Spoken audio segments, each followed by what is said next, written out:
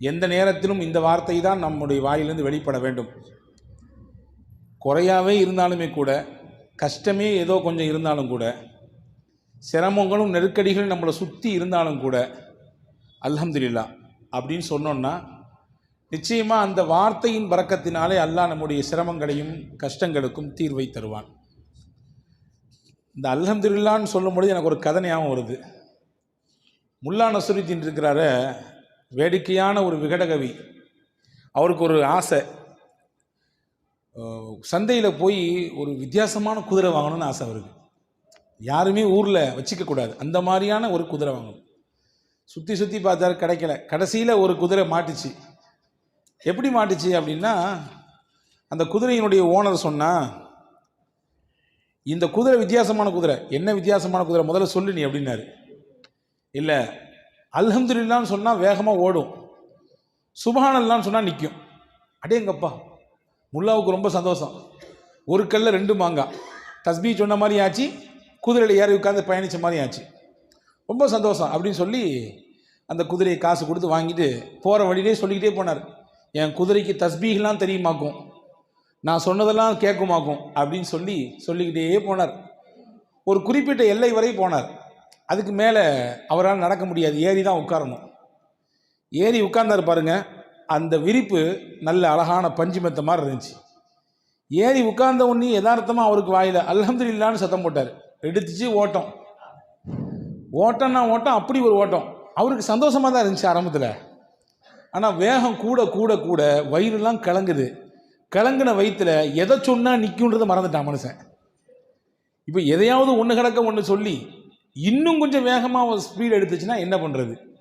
இது போய்கிட்டே ஒரு குறிப்பிட்ட எல்லை போச்சு. ஒரு பெரிய பாலும் குழி, பெரிய ஒரு குழி. அந்த குழியை பார்க்குறாரு. இன்னைக்கு போச்சு கதை, எதையோ ஒன்று வாங்க வந்து நம்ம உயிரை விட போகிறோம் அப்படின்னு நினச்சிக்கிட்டே அங்கே பார்த்துக்கிட்டே போகிறாரு. ஒரு குறிப்பாக எம்புடு பெருசு இருக்கு குழின்னு சொல்லி எட்டி ஒரு பார்வை பார்த்தாரு பாருங்க. அது பெரிய குழி. சுப்ஹானல்லாஹ்னாரு அந்த குழியை பார்த்துட்டு. ஏதாவது ஆச்சரியமான விஷயத்தை பார்த்தா சொல்லுவோம்ல, சுப்ஹானல்லாஹ்னு சத்தம் போட்டார். டக்குன்னு சட்டன் பிரேக் போட்டுச்சு குதிரை. அப்போ புரிஞ்சுக்கிட்டாரு, ஓ சுப்ஹானல்லாஹ் சொன்னால் தான் நிற்கும் போல தெரியுது, நம்ம வேகத்தில் இதை மறந்துட்டோம். எல்லா விதத்தும் அல்லாஹ் தான் பாதுகாப்பானவன். இந்த குழியிலிருந்து நம்மளை அல்லாஹ் தான் பாதுகாத்தான். யா அல்லாஹ் உனக்கே எல்லா புகழும், அல்ஹம்துலில்லாஹ். மறுபடியும் என்ன ஆயிருக்கும் கதை? கந்தலாயிருக்கும் இல்லையா? அன்பான சகோதரர்களே, வாழ்நாள் முழுக்க நமக்கு சிரமமோ நெருக்கடியோ கஷ்டமோ அல்ஹம்துலில்லாஹ் சொல்லி பழக வேண்டும். அதுக்கு கேட்காதீங்க முல்லா மாதிரி அல்ஹம்துலில்லாஹ் சொல்லணும் அப்படின்னு கேட்காதீங்க. அன்பு சகோதரர்களே, இன்றைக்கு ஓதிய வசனத்திலே ஒரு செய்தி. சூரா யூனுஸ் என்கின்ற அத்தியாயம் ஓதப்பட்டது. அந்த யூனுஸ் அத்தியாயத்திலே அல்லாஹ் தஆலா சொர்க்கத்திலே சொர்க்கவாதிகள் என்ன வார்த்தைகளை பயன்படுத்துவாங்க, என்ன வேர்ட்ஸ் அதிகமாக யூஸ் பண்ணுவாங்க அல்லாஹ் சொல்கிறான். இன்னைக்கு உலகத்தில் நமக்கு வாழணும்னா மூச்சு தேவை. உள்ளே இழுக்கிறோம், வெளியே விடுறோம். இதில் ஏதாவது ஒன்று தடைப்பட்டு போனாலும் வாழ்க்கை முடிஞ்சு போச்சு. அப்படிதான் சொர்க்கவாதிகளின் மூச்சு என்ன அப்படின்னா, அல்லாஹ் சொல்கிறான் தஸ்பீஹும் தஹ்மீதும். உள்ளே இழுக்கும்போது சுப்ஹானல்லாஹ் சொல்லுவாங்க, வெளியே இழுக்கும்போது அல்ஹம்துலில்லாஹ் சொல்லுவாங்க. தாவாஹும் ஃபீஹா சுப்ஹானக்கல்லாஹும்ம வ தஹிய்யத்துஹும் ஃபீஹா சலாம். சொர்க்கத்திலே சொர்க்கவாதிகள் அவர்களுடைய தஸ்பீஹ் என்னவாக இருக்கும்? சுப்ஹானல்லாஹ்வாக இருக்கும். அவங்க சந்திச்சு கொண்டா என்ன சொல்லுவாங்க? அஸ்ஸலாமு அலைக்கும் என்று பரிமாறிக்கொள்வார்கள். அவங்களுடைய வார்த்தையில் பெரும்பாலும் அவங்க பயன்படுத்துறது அல்ஹம்துலில்லாஹ். துவக்கம் சுப்ஹானல்லாஹ், இடையில் சலாம், முடிவிலே அல்ஹம்துலில்லாஹ். இதை தான் அவர்கள் அதிகப்படியாக பயன்படுத்துவார்கள் என்று அல் குர்ஆன் ஷரீஃப் நமக்கு தெளிவுபடுத்துகிறது. அன்புக்குரிய சகோதரர்களே, நல்ல உணவை நாம் சாப்பிட்றோமா இல்லையா? எத்தனையோ நபர்கள் உலகத்திலே எச்சில் இலையில் கிடைக்கக்கூடிய உணவு தான் அவர்களின் வயிற்று பசியை ஆற்றுகிற உணவு. உலகத்திலே பசியோடி ஒரு புறம் பார்த்தால் அதிகப்படியான டன் கணக்கிலே உணவு விரயமாகிறது. அதே மறுபுறம் பார்த்தால் ஒரு வேளை சாப்பாட்டுக்கு கூட உணவில்லாமல் பசியோடு இரவை கழிக்கக்கூடியவர்களுடைய பட்டியல் லட்சக்கணக்கில் கூடி இருக்கிறது. இப்போ நல்ல சாப்பாடெல்லாம் தர்றான், அதே மாதிரி நல்ல தண்ணியை குடிக்கிறோம், நமக்கு நினைக்கிற மாதிரி தண்ணி நமக்கு கிடைக்குது. அதே மாதிரி நம்முடைய உடல் உறுப்புகள்லாம் சலாமத்தாக இருக்குது. ஏதாவது அவயங்கள் துண்டாக இருக்கிறதா அல்லது இழப்பு ஏற்பட்டிருக்குதா? இல்லை, அல்ஹம்துலில்லாஹ் ஓரளவுக்கு உடல் உறுப்புகள் சலாமத்தாக இருக்குது. அதே மாதிரி நமக்கு அல்லாஹ் பெற்றோரை தந்திருக்கான். இவங்க தான் பெற்றோர், இவர் தான் அப்பா, இவர் தான் அம்மான்னு நமக்கு தெரியுது. உலகத்தில் எத்தனையோ பேர் தன்னை பெற்றவங்க யாருன்னே தெரியாது, அவங்களுக்கு தான் பிறந்த ஊர் என்னன்னு தெரியாது. நாடு என்னன்னு தெரியாது. அப்படியே நாடோடிகளாக வாழ்பவர்கள் உலகத்திலே உண்டு. அதே மாதிரி அல்லாஹ் தஆலா நமக்கு சந்ததிகளை தந்திருக்கிறான், பிள்ளைகளை தந்திருக்கிறான். எத்தனையோ பேர் பிள்ளை வேண்டும் என்ற ஏக்கத்தில் இருப்பவர்கள் உண்டு. அதே மாதிரி ரப்புல் ஆலமீன் அல்லாஹ் ஏதோ கொஞ்சம் நஞ்ச ஆரோக்கியத்தை நமக்கு வைத்திருக்கிறான். நிறைய பேருக்கு ஆரோக்கியம் ஃபுல்லாக இருக்குது, ஒரு சில பேருக்கு நெருக்கடிகள் இருக்கத்தான் செய்யுது. ஆனால் நீண்ட வருஷங்களாக பல்லாண்டு காலமாக படுக்கையில் கிடக்கக்கூடிய நிலையிலிருந்து அல்லாஹ் நம்மளை பாதுகாத்துட்டான். இது எல்லாத்துக்காகவும் நீ அல்லாஹுக்கு ஒரு நாளைக்கு எத்தனை அல்ஹம்துலில்லாஹ் சொல்லணும், எத்தனை தடவை அல்லாஹ்விற்கு நாம் நன்றி செலுத்த வேண்டும். அன்பு சகோதரர்களே, நன்றி செலுத்தியவர் நிச்சயமாக ஒரு காலம் அவருக்கு குறை வராது என்று குர்ஆன் சொல்கிறது. நீங்கள் உங்களுக்கு கொடுக்கப்பட்ட அருளுக்கு நீங்கள் நன்றி செலுத்தினால் நிச்சயமாக இன்னும் மேலே அதிகமாக தருவேன் உங்களுக்கு. ஒன்றும் இல்லைங்க, சாதாரணமாக பார்ப்போம். ஒரு நண்பர் தன்னுடைய மாமனார் நல்ல விலை உயர்ந்த வாட்ச், ரேடோ வாட்ச் வாங்கி கொடுத்தார். அதை போட்டு தன்னுடைய நண்பர்கிட்ட காட்டினார். இல்லையா, மாமனாருடைய அன்பளிப்பு எவ்வளோ தெரியுமா, 2.5 லட்சம் ஆகும் அப்படின்னாரு. அதை நினச்சி சந்தோஷப்பட்டு அதை வாங்கி கொடுத்த மாமனாருக்கு ரொம்ப மனப்பூர்வமான இதயத்திலிருந்து மகிழ்ச்சியையும் நன்றியையும் தெரிவித்து கொண்டார். இது ஒரு புறம். நான் கேட்கிறேன், ரேடோ வாட்ச் வாங்கி கொடுத்த மாமனாருக்கு நன்றி என்றால் அதை கட்டுவதற்கு கையை தந்திருக்கக்கூடிய அல்லாவிற்கு, அந்த மணியை பார்ப்பதற்கு கண்ணை தந்திருக்கக்கூடிய அல்லாவிற்கு, சின்ன முள்ளு இத்தனையில் இருந்தால் பெரிய முள்ளு இத்தனையில் இருந்தால் இத்தனை தான் மணி என்பதை சிந்தித்து உணரக்கூடிய ஆற்றலை, சிந்தனை திறனை தந்த அல்லாவிற்கு எத்தனை நாட்கள் நாம் நன்றி செலுத்த வேண்டும், அல்ஹம்துலில்லாஹ் சொல்ல வேண்டும். அன்பு சகோதரர்களே, 24 மணி நேரமும் உடலிலே ஒவ்வொரு நாளும் இயங்கிக் கொண்டே இருக்கிறது ஒன்று. இரத்தங்கள் சுத்திகரிப்பு செய்யப்பட்டு கொண்டே இருக்கிறது. சிறுநீரகம் அந்த வேலையை மிகச்சிறப்பாக செய்து கொண்டே இருக்கிறது. என்றாவது ஒரு நாள் அதில் ஏதாவது ஒரு சின்ன முடக்கம் ஏற்பட்டு, ஏதாவது ஒரு சின்ன கோளாறு ஏற்பட்டு, இரத்த சுத்திகரிப்பு இல்லை ஆனால் செய்தாக வேண்டும், நீங்கள் என்ன செய்யுங்க, செயற்கையாக போய் டயாலிசிஸ் பண்ணிக்கங்க என்று சொல்லும் பொழுதுதான் இத்தனை ஆண்டுகள், இத்தனை வருடங்கள் அல்லாஹ் நமக்கு எந்த காசையும் வாங்காமல் சுத்திகரித்து கொண்டே இருந்திருக்கிறானே. ஒரு நாளைக்கு டயாலிசிஸ் பண்ணிட்டு வரணும்னா குறைஞ்சது 2500 ரூபாய், கூடினது இன்னும் நிறைய போய்கிட்டே இருக்குது.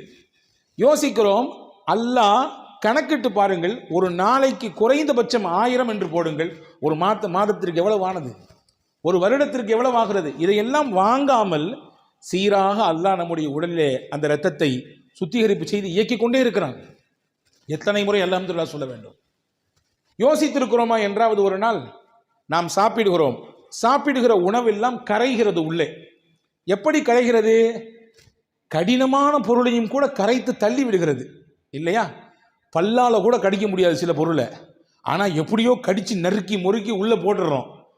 ஆனால் பல்லால கூட கடிக்க முடியாத ஒரு பொருள் இந்த வயிற்றுக்குள்ளே போன பிறகு எப்படி அது கரையுது அப்படின்னா, அல்லாஹ் அதிலே ஒரு மகத்துவத்தை வைத்திருக்கிறான். ஒரு சிறப்பான அமிலம், ஹைட்ரோக்ளோரிக் என்று சொல்லக்கூடிய ஒரு அமிலம் உள்ளே சுரக்கிறது. அந்த ஹைட்ரோக்ளோரிக்கு எவ்வளோ பெரிய சக்தி உண்டு அப்படின்னா, ஒரே ஒரு சொட்டு எடுத்து கையில் நீங்கள் வச்சிங்கன்னா இங்கிட்டு வந்துடும். உள்ளங்கையில் மேலே வச்சிங்கன்னா அந்த அமிலத்தினுடைய சக்தி பவர் எவ்வளோன்னா இங்கிட்டு வெளியே வந்துடும். அவ்வளவு பவர்ஃபுல்லானது. ஆனால் அந்த அமிலம் நம்ம வயிற்றினுடைய உள்பாகத்திலே அல்லாஹ் சுரக்க வைத்திருக்கிறான். எதற்கு வைத்தான்? கடினமான பொருள் உள்ளே போனாலும் அதை பஸ்மமாக்கக்கூடிய வேலையை அது செய்கிறது. எத்தனை முறை சாப்பிட்டோடு அல்ஹம்துலில்லாஹ் சொல்ல வேண்டும். போனது செரிக்காமல் இருந்து விட்டால், உள்ளே போனது ஏதாவது திட்டுமுட்டாடினால் அன்னைக்கு இரவு தூக்கம் வருகிறதா? அடுத்த நேரம் என்ன நடக்கும் என்ற யோசனை வருகிறதா இல்லையா? அடைக்கிற மாதிரி இருக்குதே, இங்கிட்டு வேற ஓரமாக வலிக்கிற மாதிரி இருக்குதே, என்ன ஆச்சுன்னு தெரியலையே, யோசிக்கிறோமா இல்லையா? உள்ளே போனது செரிக்காமல் வெளியே வராமல் இருந்தால் என்ன நடக்கும் கதை? ஒரு நாள் அல்லாஹ் மனிதனின் பவரை, சக்தியை, அல்லாஹ் பலத்தை எதில் வைத்திருக்கிறான் என்றால் மலத்தில் தான் வைத்திருக்கிறான். மலம் அதிகப்படியாக வெளியே போனாலும் பிரச்சனை, போகாமல் இருந்தாலும் பிரச்சனை இல்லையா? அப்போ செரிக்கை செய்கிறானே அல்லாஹ், அவனுக்கு எத்தனை முறை அல்ஹம்துலில்லாஹ் சொல்ல வேண்டும், எத்தனை முறை அல்ஹம்துலில்லாஹ் சொல்ல வேண்டும்? யோசித்திருக்கிறோமா? அன்பு சகோதரர்களே, செரித்த உணவு வெளியேறுகிறது, ஆனால் தானாக வெளியேறவில்லை. நாம் அதற்கு யோசிக்கிறோம், வெளியே போகணும்னு நினைக்கிறோம், குறிப்பிட்ட இடத்துக்கு போகிறோம், போய் நம்ம அந்த பொசிஷனில் அமர்றோம். அதுக்கு பின்னாடி தான் நம்ம உடலில் கழிவுகள் எல்லாம் வெளியே போகிறது. என்றாவது ஒரு நாள் இப்படி யோசித்ததுண்டா? உள்ளே போக போக ஆட்டோமேட்டிக்காக செரிமானமாகி அது வெளியே வந்தால் என்ன கதியாகும், என்ன மாதிரியான நிலை ஏற்படும்? அல்ல அதுக்கு தனியாக ஒரு சிஸ்டத்தை வைத்திருக்கிறான். மனிதனுடைய ஆசன வாயிலே கிராக் சிஸ்டம் என்ற ஒரு அற்புதமான ஒரு சிஸ்டம் இருக்கிறது. அந்த சிஸ்டம் என்ன செய்யும்னா, உங்க உணவு வயிற்றுல செரிச்சாலும் தடுத்து அப்படி வச்சிருக்கோம். எதுவரை வச்சிருக்கோம்? நீங்க நினைக்கணும், உங்க மூளைக்கு அந்த செய்தி போகணும், போய் நீங்க பாத்ரூம் போகணுன்ற எண்ணம் வரணும், அந்த இடத்துக்கு போகணும். அதற்கு பின்னால் தான் அந்த சிஸ்டம் தன்னுடைய வேலையை செய்யும். சாதாரணமாக யோசிக்க முடிகிறதா? எனவே தான் ரசூல் இப்படி ஒரு துவா சொல்லி கொடுத்தார்கள். அல்ஹம்துலில்லாஹில்லதீ அஸ்ஹப அன்னியல் அதா வஆஃபானி. எனக்கு நோவையும் கஷ்டத்தையும் தரக்கூடிய இந்த கழிவை என்னிடத்திலிருந்து வெளியாக்கி எனக்கு ஆரோக்கியத்தை தந்த அல்லாவே உனக்கே எல்லா புகழும். அல்ஹம்துலில்லாஹ். எவ்வளோ அழகான வார்த்தை பாருங்க. எனக்கு நோவையும் கஷ்டத்தையும் தரக்கூடிய இந்த கழிவை என்னிடத்திலிருந்து வெளியாக்கி எனக்கு ஆரோக்கியத்தை தந்தாய் அல்லாஹ், அந்த அல்லாவே உனக்கே எல்லா புகழும். ஒவ்வொரு நிமிடமும் ஒவ்வொரு சனப்பொழுதும் அந்த அல்லாவிற்கு எத்தனை முறை அல்ஹம்துலில்லாஹ் சொல்ல வேண்டும்? யோசித்து பார்க்க அன்பு பெருமக்களே. நாம் குடிக்கும் தண்ணீர், உலகத்தை அல்லாஹ் எப்படி அமைத்திருக்கிறான்? 71% நீர், 29% நிலப்பரப்பு. 71%-த்திலே நாம் குடிக்குவதற்கு தகுதிமிக்க நீர் என்று பார்த்தால் 0.5% தான். மிச்சம் இருக்கிறது ஃபுல்லாமே எல்லாமே உப்பு தண்ணி, அதை பயன்படுத்த முடியாது. அல்லாஹ் சூரா வாக்கையால கேட்குறான். நம்மெல்லாம் ஒவ்வொரு நாளும் சூரா வாக்கையா ஓதணும் வீடுகளில், கண்டிப்பாக ஓதணும். நான் போகிற இடமெல்லாம் சொல்கிறது வாக்கையா ஓதுங்க. நிச்சயமாக எந்த வீடுகளிலே வாக்கையா சூரா ஓதப்படுதோ அந்த வீட்டுக்கு வறுமை வாசலுக்கே வராது. நாங்கள் சொல்ல வீட்டுக்கு வாசலுக்கே வராது வறுமை. அல்லாஹ் அதில் கேட்கிறான், அஃபராயித்துமுல் மா அல்லதீ தஷ்ரபூன். நீங்கள் குடிக்கிறீங்களா அந்த தண்ணியை பார்க்கலையா? அன்தும் அன்ஸல்துமூஹு மினல் முஸ்னி அம் நஹ்னுல் முன்ஸினூன். மேகங்களுக்கு இடையிலிருந்து நீங்கள் அதை இறக்கி கொண்டு வருகிறீர்களா அல்லது நான் இறக்குகிறேனா? லவ் நஷாஉ ஜஅல்நாஹு உஜாஜன் ஃபலௌலா தஷ்குரூன்.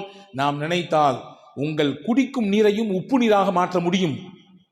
நீங்கள் குடிக்கும் நீரையும் உப்பு நீராக மாற்ற முடியும். எனவே நல்ல ஸ்வீட் வாட்டர் தர்றது அல்லாஹ் தானே. அந்த அல்லாஹ்விற்கு அந்த தண்ணீரை குடித்து முடித்தவுடன் நாம் அல்ஹம்துலில்லாஹ் சொல்கிறோமா? யா அல்லாஹ், தாகத்தோடு இருந்தேன். ஹாரூன் ரஷீத் பாஷாவை பற்றி ஒரு செய்தி வருது. அவருடைய சபைக்கு ஒருத்தர் வந்தாராம், ஒரு பெரியவர், பார்ப்பதற்கு நல்ல தோற்றமுடையவர், நல்ல மனிதர். வந்த உடனே ஹாரூன் ரஷீத் பாஷா கேட்ட, பெரிய மகா சக்கரவர்த்தி அவர், அப்பாசிய ஹலீஃபாக்கள் ரொம்ப பெரிய முக்கியத்துவம் வாய்ந்த ஒரு ஹலீஃபா ஹாரூன் ரஷீத் பாஷா.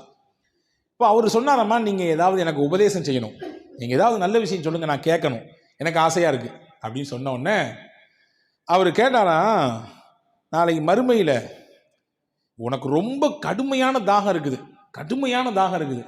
ஆனால் தண்ணி எங்கேயுமே கிடைக்கல, ரொம்ப டிமாண்டாக இருக்குது தண்ணி, ஆனால் உனக்கு தாகம் தீரலை, உனக்கு தண்ணி வேணும், என்ன செய்வ நீ அப்படின்னு கேட்டாராம். உடனே அவர் சொன்னாராம், என் ஆட்சியில் பாதியை கொடுத்தாவது ஒரு டம்ளர் தண்ணி வாங்கி குடிச்சிருவேன், என் ஆட்சியை பாதியை கொடுத்தாவது நான் தண்ணியை வாங்கி குடிச்சிருவேன் ஒரு டம்ளர். சரி, ரொம்ப சந்தோஷம். அடுத்து கேட்டாராம், குடித்த தண்ணி வெளியாகலை, உள்ள குடிச்சதில்ல, அந்த தண்ணி சிறுநீர் வழியாக வெளியே போகணுமா கூடாதா? உள்ள தேவையான மினரல்ஸ் எல்லாம் உடம்புக்கு போயிட்டு எதுவெல்லாம் உடம்பிலே கெட்டதாக இருக்கிறதோ கழிவாக இருக்கிறதோ அதுவெல்லாம் சிறுநீர் வழியாக வெளியேறணும், வெளியேற மாட்டேங்குது, பெரிய கஷ்டமா இருக்கு, அதில் என்ன செய்வேன்னு கேட்டாராம். எப்படியாவது மருத்துவர்கள் வச்சு முயற்சிப்பேன், கிடைக்கல, என்ன செய்வேன்? என் ஆட்சியில பாதியை கொடுத்தாவது நான் என்னுடைய உள்ள போன தண்ணியை வெளியேற்றுறதுக்கு என்ன வழி உண்டோ அதற்கான ஏற்பாடு உண்டோ செய்வேன். உடனே அந்த பெரியவர் சொன்னாராம், பார்த்துக்கப்பா, உன் மொத்த ஆட்சியும் ஒரு டம்ளர் தண்ணி இருக்கு, முடிஞ்சு போச்சு. உன் மொத்த ஆட்சி எதுக்கு தான் சமம்? ஒரு டம்ளர் தண்ணீருக்கு தான் சமம். அல்லாவை பயந்து அல்லாவுக்கு நன்றியோடு வாழ்ந்து கொள். எல்லாம் இருக்கு, என்கிட்ட கார் இருக்குது, நல்லா படிச்சிருக்கேன், நிறைய பேங்க் பேலன்ஸ் இருக்குது, அல்ஹம்துலில்லாஹ் போதுமான அளவுக்கு சொத்து இருக்குது, என்ன வேணாலும் பார்த்து அப்படின்ற மனப்பால் குடிச்சிட வேண்டாம். எல்லாமே ஒரு டம்ளர் தண்ணீர் தான் இருக்குது. எல்லாத்துக்குமே பாடம் இது, எல்லாத்துக்கும், எனக்கும் பாடம் உங்களுக்கும் பாடம். ஒரு டம்ளர் தண்ணி தான், உள்ள போகலனாலும் பிரச்சனை, போன தண்ணி வெளியே வரலனாலும் பிரச்சனை. எனவே அல்லாவை பயந்து உன்னுடைய வாழ்க்கையை அமைத்து அல்லாவுக்கு நன்றி சொல்லு என்று சொன்னார்கள் அந்த பெரியவர் என்பதாக நாம் வரலாற்றை பார்க்கிறோம். அன்பர்களே, குறைவாக என்ன கொடுத்தாலும் அல்ஹம்துலில்லாஹ், நிறைவாக இருந்தாலும் அல்ஹம்துலில்லாஹ். ஆனால் நம்மள பழக்கம் என்ன தெரியுமா? எது நமக்கு கம்மியாக கிடைச்சதோ அல்லது எது கிடைக்கலையோ அதை நினைச்சு அங்கலாய்ந்து கொண்டே இருப்போம். ஏதாவது ஒரு சின்ன பிரச்சனைனாலும் அதை பற்றி புலம்பி தள்ளுவோம். எப்படிங்க இருக்கிறீங்கன்னு யார்ட்டையா கேளுங்களேன். இங்கே அல்ஹம்துலில்லாஹ் நீங்கள் சிறப்பாக சொன்னீங்க, வெளியே கேட்டு பாருங்க, எங்க ஜரத், முதுகு வலி, மூட்டு வலி, அங்க வலி, இங்க வலி, கடையில பிரச்சனை, வீட்டில் பிரச்சனை என்று நமக்கு எதுவெல்லாம் குறையோ அதை மட்டுமே வெளிப்படுத்துவோம். நிறையின் பக்கத்தை பார்க்கவே மாட்டோம்.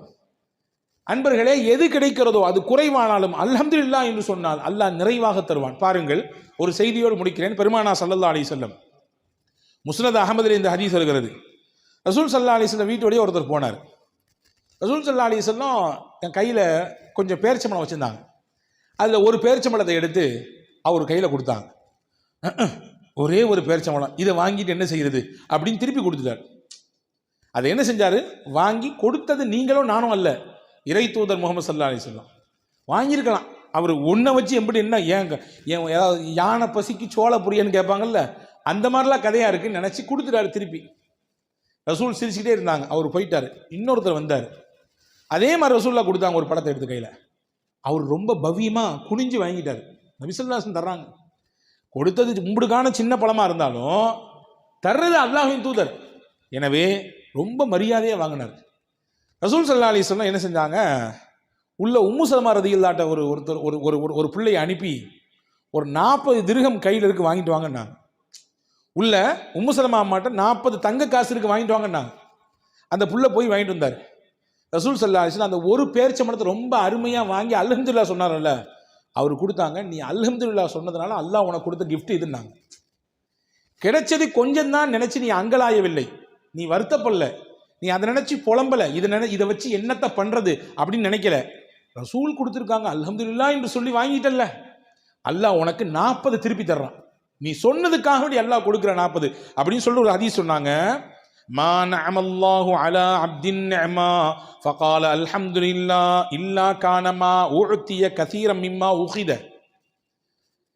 அல்லாஹ் எந்த ஒரு அடியானுக்கு தன் புறத்திலிருந்து ஒரு அருளை கொடுக்கிறானோ அதை வாங்கி கொண்டு அவர் அல்ஹம்துலில்லாஹ் என்று சொன்னால் கொடுத்ததை விட அல்லாஹ் அதிகமாக கொடுப்பான். என்ன கிடைத்ததோ அதை விட அல்லாஹ் அதிகமாக கொடுப்பான். இதுதான் பழக்கம். இந்த உயர்ந்த பண்பு முஸ்லிம்களிடத்தில் இருக்க வேண்டும் என்று குர்ஆன் விரும்புகிறது. எனவே சொர்க்கத்தினுடைய சொர்க்கவாதிகளின் பேச்சாகும் மூச்சாகும் அல்ஹம்துலில்லாஹ் இருக்குது. நீங்களும் உங்களுடைய வாழ்க்கையில உங்க அல்ஹம்துலில்லாஹ்வை நீங்க பேச்சாகும் மூச்சாகும் அமைத்து கொண்டால் உங்களுக்கும் அந்த உயர்ந்த சொர்க்கத்தை போய் சென்றடைய முடியும் என்கின்ற அழகிய விஷயத்தை அல் குர்ஆனிலே சூரா யூனுஸ் என்கின்ற அத்தியாயத்தின் இந்த வசனத்தின் வழியாக நமக்கு அல்லாஹ் எடுத்து எம்புகிறான். இன்ஷா அல்லாஹ் சொல்லலாமா? எல்லாரும் அல்ஹம்துலில்லாஹ். அல்லாஹு தாலா தௌஃபீக் செய்வானாக. முழுமையாக அவனை விளங்கி நல்லமல் செய்யக்கூடிய வாய்ப்பை அல்லாஹ் நசீபாக்குவானாக.